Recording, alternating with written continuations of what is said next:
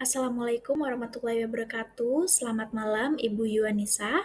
Sebelumnya, perkenalkan nama saya Alia Dita Salsabila Putri dengan NIM 240301020357 dari kelas AK302.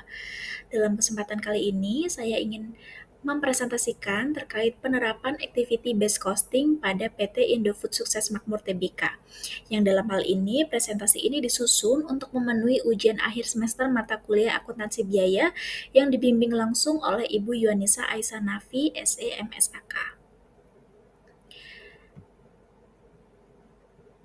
Oke, sebelum kita mengetahui bagaimana penerapan activity based costing pada PT Indofood Sukses Makmur Tbk, baiknya kita mengetahui terlebih dahulu apa itu activity based costing.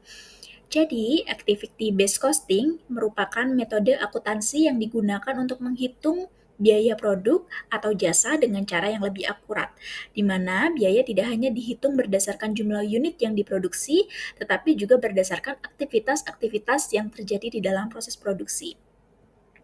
Activity based costing atau yang biasa disebut dengan ABC terdiri atas 4 kegiatan, yaitu identifikasi aktivitas yang merupakan kegiatan mengidentifikasi berbagai aktivitas yang dilakukan dalam proses produksi, kemudian dilanjutkan dengan klasifikasi aktivitas, yaitu mengelompokkan aktivitas berdasarkan jenisnya seperti aktivitas level unit, batch, produk, atau fasilitas, kemudian menentukan cost driver, yaitu menghitung berapa biaya yang dikonsumsi oleh masing-masing aktivitas dengan mengidentifikasikan faktor yang mempengaruhi jumlah biaya untuk setiap aktivitas. Dilanjutkan dengan distribusi biaya ke produk, yaitu biaya yang telah dialokasikan ke setiap aktivitas kemudian dibebankan pada produk atau jasa berdasarkan seberapa banyak produk tersebut menggunakan aktivitas tersebut. Baik, kita akan masuk ke company profile dari PT Indofood Sukses Makmur Tbk. Jadi, PT Indofood merupakan sebuah perusahaan total food solution dengan kegiatan operasional yang mencakup seluruh tahapan proses produksi makanan.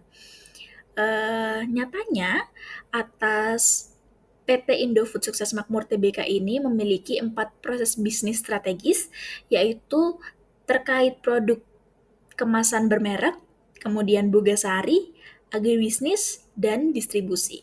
Namun, untuk kepentingan presentasi ini, kita hanya fokus pada produk konsumen bermerek, khususnya pada mie instan. Nah, bagaimana penerapan activity based costing pada PT Indofood Sukses Makmur Tbk khususnya pada mie instan ini?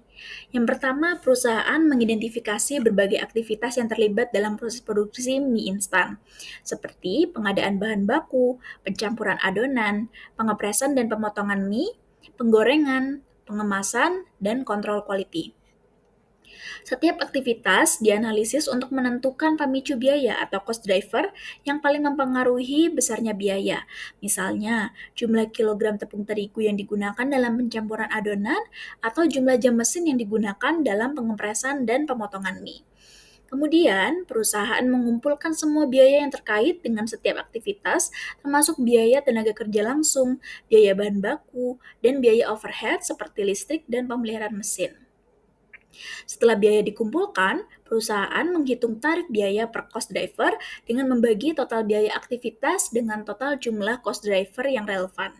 Kemudian, biaya dari setiap aktivitas dialokasikan ke produk berdasarkan konsumsi masing-masing produk terhadap cost driver yang telah ditentukan.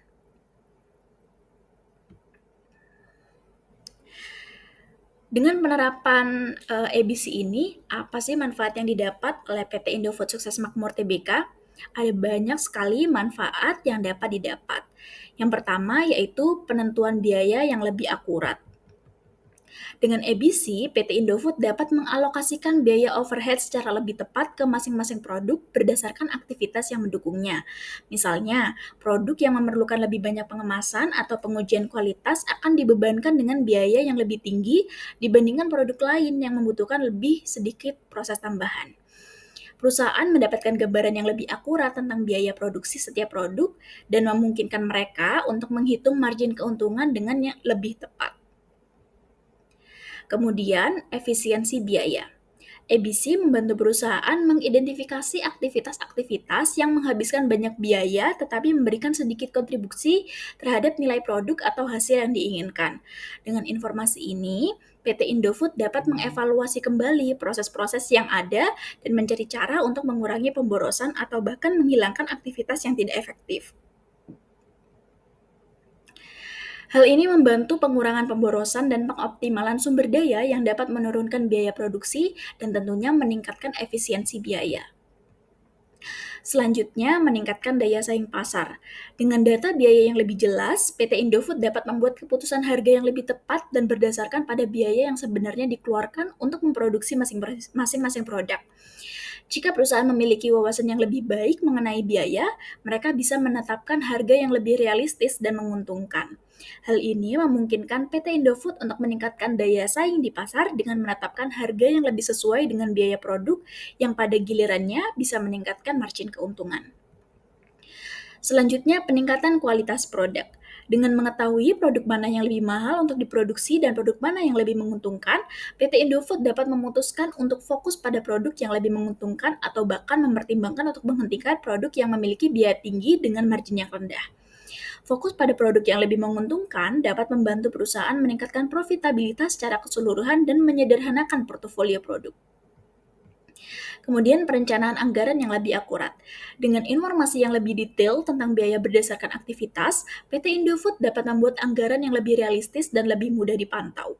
Perusahaan bisa lebih mudah mengidentifikasi area yang memerlukan pengawasan atau perbaikan dalam anggaran, serta memprioritaskan alokasi sumber daya untuk aktivitas yang memiliki dampak lebih besar.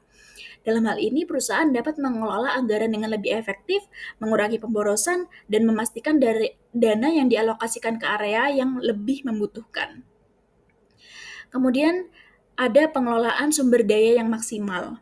ABC memberikan gambaran yang lebih jelas tentang penggunaan sumber daya dalam setiap aktivitas produksi. PT Indofood dapat mengalokasikan sumber daya seperti tenaga kerja, mesin, dan bahan baku dengan lebih efisien berdasarkan kebutuhan tiap aktivitasnya. Pengelolaan sumber daya yang lebih efisien dapat membantu perusahaan dalam menekan biaya dan meningkatkan produktivitas. Selanjutnya yaitu evaluasi dan pengendalian kinerja. Dengan adanya pembagian biaya berdasarkan aktivitas, PT Indofood dapat lebih mudah mengevaluasi kinerja setiap bagian dalam proses produksi. Mereka bisa melihat di mana biaya melebihi anggaran atau di mana ada inefisiensi yang perlu diperbaiki. Perusahaan dapat melakukan perbaikan yang diperlukan lebih cepat dan lebih tepat, yang pada gilirannya dapat meningkatkan kualitas dan efisiensi produk. Kemudian, yang terakhir yaitu pengambilan keputusan strategis. ABC menyediakan data yang lebih lengkap untuk mendukung pengambilan keputusan strategis, seperti ekspansi produk baru, diversifikasi, atau pengurangan biaya operasional. Informasi yang lebih tepat tentang biaya dan profitabilitas produk memungkinkan perusahaan untuk membuat keputusan jangka panjang yang lebih cerdas. Pengambilan keputusan yang lebih baik terkait strategi jangka panjang, ekspansi pasar, atau fokus pada segmen yang lebih menguntungkan. Nah, di samping adanya manfaat yang didapat, ada beberapa tantangan yang mungkin dihadapi perusahaan dalam implementasi ABC ini. Berikut merupakan analisis tantangan yang mungkin muncul serta langkah-langkah yang dapat diambil untuk mengatasinya. Yang pertama yaitu kompleksitas dalam pengumpulan data. Dalam pengumpulan data, implementasi ABC membutuhkan pengumpulan data yang sangat rinci terkait aktivitas yang dilakukan dalam setiap proses produksi. Hal ini bisa menjadi tantangan besar karena perusahaan perlu mencatat dan memonitor berbagai aktivitas yang mungkin belum tercatat dengan rinci sebelumnya. Nah, pengumpulan dan pemeliharaan data yang akurat untuk setiap aktivitas bisa sangat memakan waktu dan biaya juga. Lalu, bagaimana langkah mengatasinya? Yang pertama yaitu dengan investasi dalam sistem informasi yang kuat. Dengan menggunakan perangkat lunak atau sistem ERP atau Enterprise Resource Planning, Enterprise Resource Planning yang dapat mendukung pencatatan dan pelacakan data aktivitas dengan lebih otomatis. Kemudian yang kedua yaitu pelatihan dan pengembangan. Dengan memberikan pelatihan kepada staf yang terlibat dalam pengumpulan data untuk memastikan mereka dapat mengelola dan memproses data dengan efisien. Kemudian, tantangan yang mungkin dihadapi yaitu adanya kebutuhan sumber daya yang besar. Penerapan EBC memerlukan sumber daya yang signifikan, baik dari segi waktu, tenaga kerja, maupun teknologi. Proses pengalokasian biaya ke aktivitas dan produk bisa sangat-sangat memakan waktu dan memerlukan tenaga ahli yang terlatih. Nah, langkah untuk mengatasinya yang pertama, ada penyesuaian tahapan implementasi. Jadi, penerapan EBC dilakukan secara bertahap, dimulai dari bagian atau lini produk yang paling membutuhkan analisis biaya yang lebih tepat. Kemudian, bisa juga dilakukan dengan kolaborasi dengan konsultan. Dengan menggandeng konsultan eksternal yang berpengalaman dalam implementasi EBC untuk membantu mengurangi beban kerja internal dan tentunya memberikan panduan yang lebih tepat. Kemudian, adanya kemungkinan perubahan dalam struktur organisasi. Implementasi EBC dapat memerlukan perubahan dalam struktur organisasi untuk mencocokkan pengalokasian biaya dengan aktivitas yang ada. Hal ini mungkin memerlukan perubahan dalam pengelolaan departemen dan tanggung jawab staf. Perubahan dalam struktur organisasi atau pembagian tanggung jawab bisa menambah beban administratif dan mempengaruhi efektivitas operasional. Lalu, bagaimana langkah mengatasinya? Yang pertama yaitu dengan penataan ulang proses dan tanggung jawab, yaitu dengan menyusun ulang struktur organisasi dan proses bisnis untuk memastikan bahwa kegiatan dan aktivitas yang diidentifikasi dalam IBC terkelola dengan baik. Kemudian juga perlu dilakukan komunikasi yang efektif. Dengan mengkomunikasikan perubahan yang diperlukan dengan jelas kepada semua pihak yang terlihat untuk memastikan transisi berjalan dengan lancar. Kemudian, tantangan selanjutnya yang mungkin dihadapi yaitu kesulitan dalam menentukan cost driver yang tepat. Salah satu tantangan utama dalam penerapan EBC adalah menentukan cost driver atau faktor yang menyebabkan biaya yang tepat untuk setiap aktivitas. Tanpa pemilihan cost driver yang tepat, metode ini tidak akan memberikan hasil yang akurat. Langkah mengatasinya yaitu analisis aktivitas yang mendalam. Dengan melakukan analisis yang lebih mendalam terhadap setiap aktivitas untuk mengidentifikasi dengan tepat apa yang mempengaruhi biaya tersebut.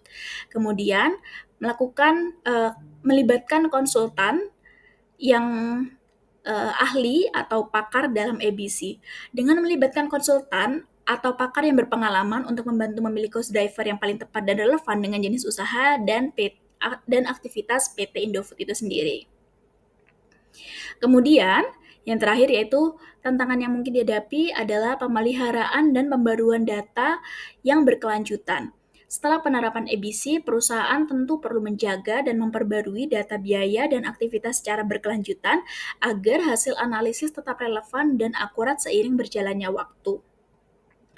Nah, langkah untuk mengatasinya yaitu dengan automatisasi pengumpulan data, yaitu dengan menggunakan perangkat lunak untuk otomasi pengumpulan dan pemeliharaan data sehingga meminimalisir kesalahan manusia dan beban kerja. Kemudian perlu juga dilakukan review berkala, yaitu melakukan evaluasi dan pembaruan data biaya dan aktivitas secara berkala untuk memastikan akurasi dan relevansi analisis IBC. Itu dia penerapan EBC dalam PT Indofood Sukses Makmur. Dengan ini presentasi telah berakhir. Terima kasih atas perhatian Ibu. Mohon maaf jika terdapat kesalahan dalam presentasi ini maupun kekurangan-kekurangan lainnya. Semoga presentasi ini dapat bermanfaat, khususnya bagi saya juga untuk lebih menimba ilmu kepada Ibu tentunya. Baik, demikian atas perhatian Ibu. Saya ucapkan terima kasih kembali dan selamat malam. Wassalamualaikum warahmatullahi wabarakatuh.